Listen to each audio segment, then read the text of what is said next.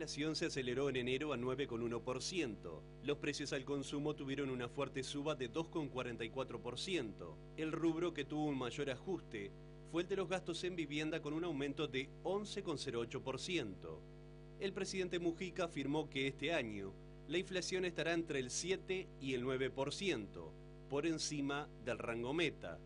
A su vez, la inflación en Argentina, por la devaluación del peso argentino y las medidas restrictivas impuestas por el gobierno de Cristina Fernández, ya están generando problemas en la economía uruguaya.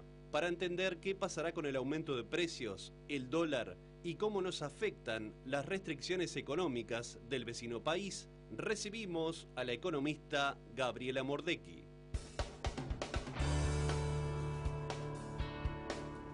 Bien, es un gusto recibir a Gabriela Mordecki del Instituto de Economía de la Facultad de Ciencias Económicas y Administración de la UDELAR. Gabriela, buenos días. Hola, ¿qué tal? ¿Cómo estás? Allí veíamos una introducción del tema, un tema que está muy presente en las conversaciones de los uruguayos, precios, inflación, especialmente a fin de año, a inicio de año, son temas que están muy presentes en las conversaciones. ¿Qué podemos decir desde la actividad económica respecto a lo que ha sido la evolución de los precios en el 2013 y en este arranque del 2014? Bueno, yo creo que lo que es evidente es que las presiones inflacionarias se mantienen muy firmes, tanto las que vienen, digamos, desde la economía doméstica como las que vienen de afuera.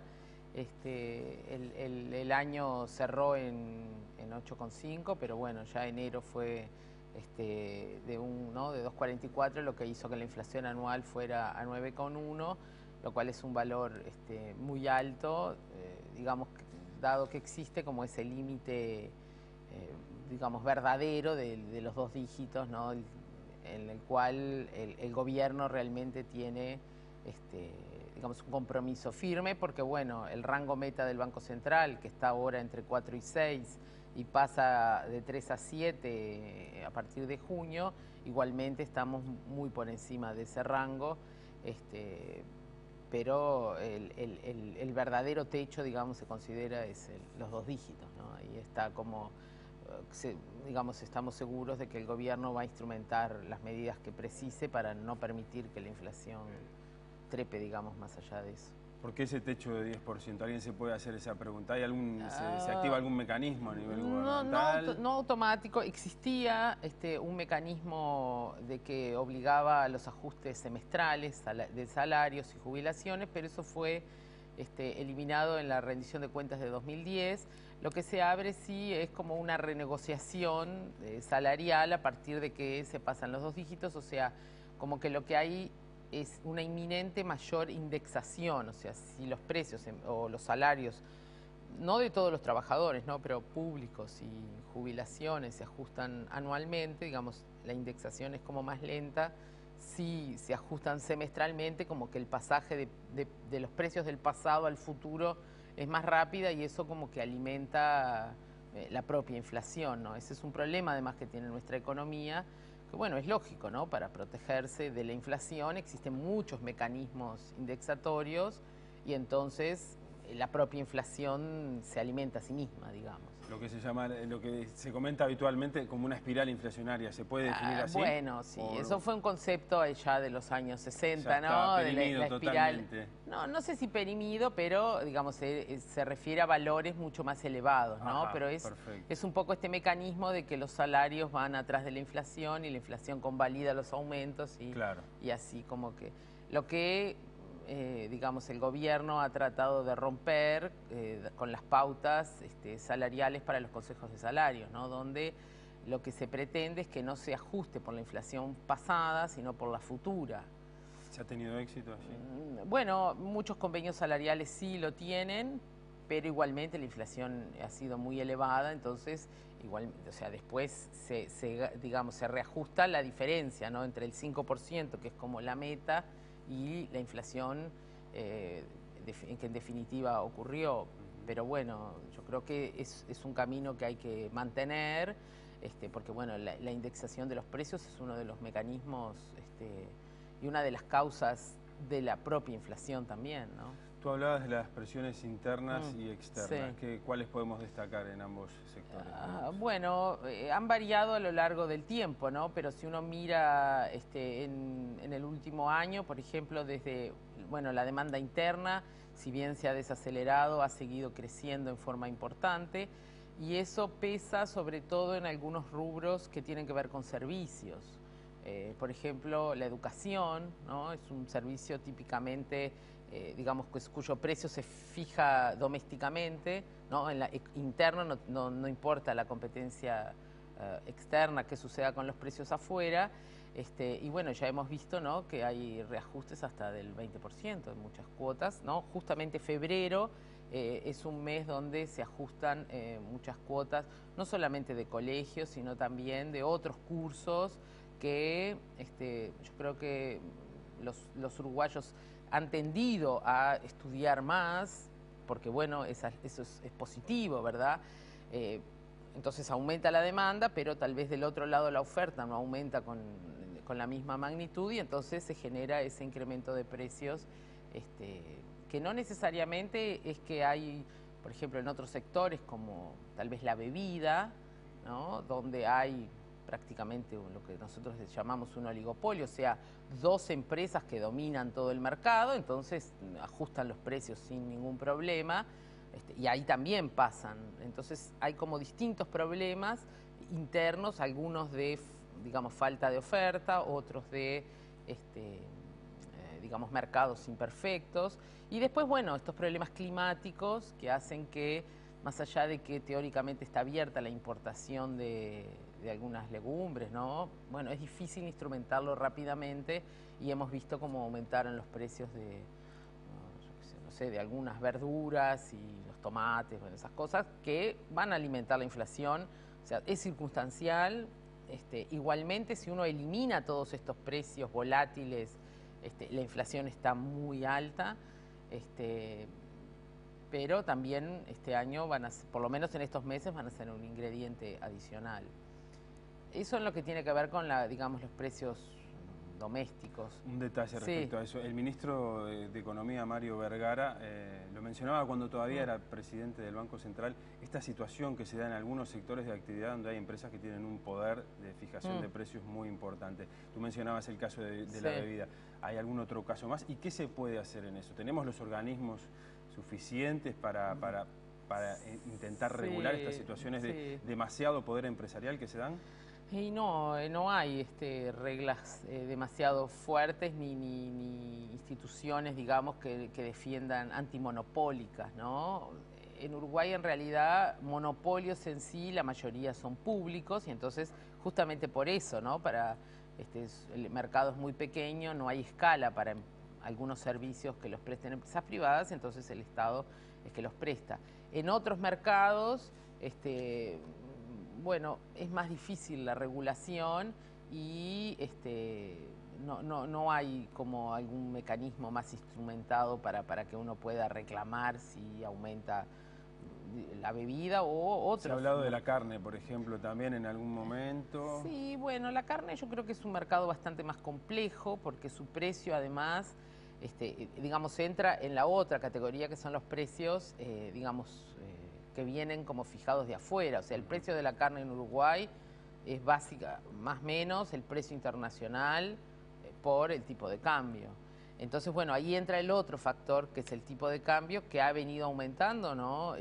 Y eso también presiona la inflación en forma importante. O sea, todos mirábamos cuando el tipo de cambio caía, pero eso le quitaba presión también a la inflación. Uruguay es una economía que tiene una cantidad de precios fijados en dólares, directamente en dólares. Más allá de esto, digamos, que nosotros decimos el precio de la carne, depende del precio del dólar también, pero bueno, no sé, tenemos los automóviles, los electrodomésticos, las computadoras, los celulares, todo lo que tiene que ver con la tecnología, está todo en dólares. Entonces eso es o sea, sube el dólar y el INE computa, ¿no?, el precio que tiene en dólares por un tipo de cambio más alto, entonces sube el precio. Se traslada automáticamente e influye en la construcción del índice. Sí, sí, claro, porque es parte de la canasta de bienes que compran los hogares uruguayos.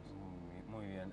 Y con respecto a la situación de fines de año e inicios de año que yo te mencionaba al principio, sí. Por ejemplo, hablabas de los precios administrados, de los precios de las empresas públicas. Sí. Está clarísimo el caso de UTE, incluso de la Confederación de Funcionarios del Estado ha planteado su molestia sobre lo que pasa con los precios de UTE, que bajan en diciembre y después se ajustan en enero junto a otros precios administrados. Sí. Bueno, es un mecanismo que primero se aplicó ¿no? con un ahorro ahí en el año pasado, en los meses de invierno, y entonces ahí el efecto se vio, pero compensado en el año, digamos que no generó este efecto que se ve ahora. ¿Por qué?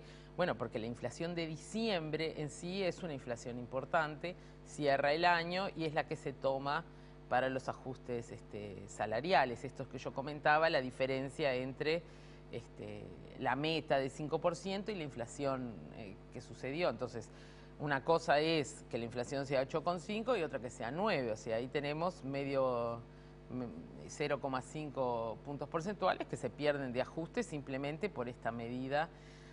Eso por un lado. Sin embargo, la tarifa, o sea, realmente los hogares uruguayos, en su gran mayoría, tal vez no todos, sí tuvieron una rebaja en el precio de la electricidad, ¿no? Recibimos un descuento y pagamos menos. Entonces, en definitiva, hubo esa baja. Lo que tiene es que, claro, impacta tanto en la inflación anual que cuando uno, además, en enero no solamente se revirtió esta rebaja, sino que además UTE aumentó las tarifas. Entonces, bueno, el impacto fue muy grande y 2,44, no sé, cerca, no me acuerdo, 0,8 creo, es simplemente explicado por las tarifas. Muy bien.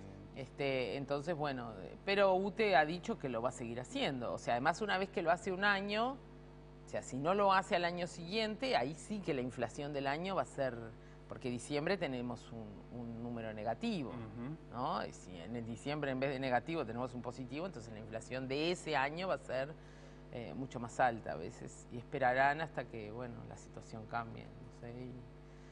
O tal vez realmente UTE, con la cantidad de inversiones que se están haciendo, no sé, la planta regasificadora, pero eso demorará algunos años para tener gas, que la tarifa pueda realmente bajar y mantenerse más baja, ¿no? Eso es algo que ha dicho el gobierno, pero bueno, todavía creo que falta unos años para eso. ¿Y qué podemos esperar en este 2014 respecto a la evolución de los precios en términos generales? Bueno, digamos, las presiones van a ir disminuyendo. Evidentemente que si tenemos estos fenómenos climáticos adversos, eso va a aumentar los precios, sobre todo de estos volátiles, pero desde la economía internacional los precios, digamos, de los commodities no van a aumentar, se mantendrán o incluso podrán caer. Los alimenticios, sobre todo, que son los que más nos importan. O sea, tal vez no sean buenas noticias para las exportaciones, ¿no? Que verán sus precios en parte no tan firmes, pero internamente no tendremos ese impacto inflacionario. Desde Argentina se importa también precios más bajos, porque bueno, hay que competir con estos productos, no solamente la gente que va a comprar allá, sino los productos importados que vienen más baratos, evidentemente que ¿no? Han protestado, reclamado algunos que sufren esta competencia, pero desde el punto de vista de los precios, eso puede traer algunas menores tensiones. Sin embargo, digamos, nadie espera que la inflación, no sé que salieron ahora las expectativas creo que ayer salió las del Banco Central, la verdad que no me acuerdo cuánto exacto que dio. Un 8,3% de mediana esperan los analistas para 2014. Sí, al inicio del año, ¿no? Siempre uno es como más optimista y luego, pero bueno, todavía estamos por encima del 8%. Y aparentemente, o sea, la tendencia es levemente a la baja si todo se mantiene más o menos como se ve desde este momento, ¿no? Pero cualquier cambio abrupto puede hacer que estas expectativas cambien, ¿no? Y en general, con respecto a la actividad para 2014, ¿qué se puede bueno, anticipar la actividad se ve... Año electoral, ¿no? Que hay que tener, es un factor a tener en cuenta. yo creo que en este año puede ser algo en cuanto al gasto público, si hay algunas inversiones que todavía deben concluirse, pero la actividad está bastante más lenta, dependerá un poco de qué suceda cuando empiece a producir Montes del Plata. Ese va a ser un factor fundamental. El año pasado se pensaba que ya estaría produciendo en los primeros meses del año, ahora parece que recién en el segundo semestre. Entonces, o sea, esto, como es una empresa tan grande, el que inicie la actividad genera como un escalón fuerte, y entonces cuando se compara con el año anterior da un aumento, no me acuerdo, pero cerca de un punto porcentual de crecimiento de toda la economía, solamente el que digamos, está produciendo todo el año Montes del Plata, ¿no? Entonces, sí, digamos, el número que tenemos para fijarnos es lo que sucedió cuando empezó UPM Botnia en su momento, ¿no? Que ahí vimos el salto. Bueno, si nosotros lo trasladamos, no sabemos si Montes del Plata va a ser mayor, más actividad, menos, eso es difícil de saber. Pero bueno, la industria tiene algunos sectores que han mostrado dinamismo y otros no tanto. El agro, con esta situación climática, puede que las cosechas de verano no sean lo que se esperaba en un momento. Habrá que esperar un poco el momento, ¿no?, de la cosecha. Tenemos el arroz, la soja. Lo que sí es bueno es para la ganadería, ¿no? Las lluvias abundantes, sobre todo en verano, dan buenas pasturas, y eso generará que, bueno, ahí las exportaciones o la producción frigorífica depende mucho del stock, o sea, de la cantidad que haya. Eso es, Uruguay en general exporta todo lo que tiene.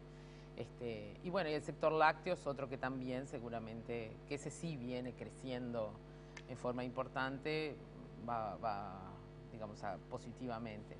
Y bueno, y los servicios, la parte más que depende de la demanda interna, se irán enlenteciendo levemente, pero bueno, todavía se prevé los ingresos de los hogares, los salarios reales van a seguir creciendo, tal vez menos que en el pasado, pero la economía va a mostrar un crecimiento positivo, algo menor que 2013. Que 2013. ¿Y qué efecto puede tener lo que pasó con el turismo, lo que está pasando con la temporada turística? Justamente ese factor no lo mencioné, pero es un factor que va a actuar negativamente, porque no solamente disminuyó el número de turistas, sino en gran medida el gasto que esos turistas realizan en el país, y eso afecta bueno, al comercio, servicios, hotelería, transporte. O sea, tiene un impacto muy grande. Esperemos que esto durante el año pueda,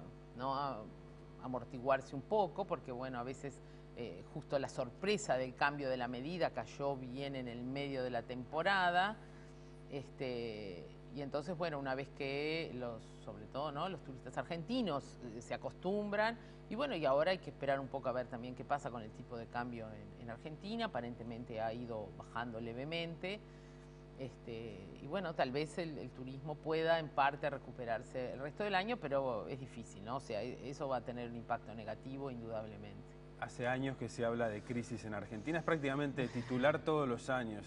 Hay una especie de, también en las crónicas de carácter económico internacional, siempre está el ojo puesto sobre Argentina. En este caso sí estamos frente a una posibilidad de una crisis real. Bueno, Argentina tiene problemas, digamos, macroeconómicos, o sea, de ajuste de algunos, y sí, allí se ha entrado en una espiral importante. Ahora acaban de sacar el gobierno un nuevo índice de precios, ¿no?, que dio un aumento de 3,7, pero hay consultoras que dicen que la inflación fue 6, ¿no? O sea, como que igualmente es más creíble, pero igualmente la inflación podría estar cerca del 30% anual en Argentina. Tienen un problema de falta de financiamiento para el déficit fiscal. O sea, Argentina tuvo superávit durante muchos años, pero comenzó a tener déficit. Argentina no tiene capacidad de financiarse en los mercados externos, entonces se financia con emisión, y la emisión genera inflación, y entonces eso es como, sí, hay un círculo vicioso. Ahora vienen lo que ellos llaman las paritarias, que serían nuestros consejos de salarios, y ya hay sectores que están anunciando que van a solicitar incrementos salariales de, no sé, 40, 50%, y bueno, habrá que ver ahí cómo se resuelven las cosas, y bueno, y hay que esperar un poco a ver cómo este proceso, digamos, que comenzó con el cambio de las autoridades económicas, logran ajustar digamos, estos valores, ¿no?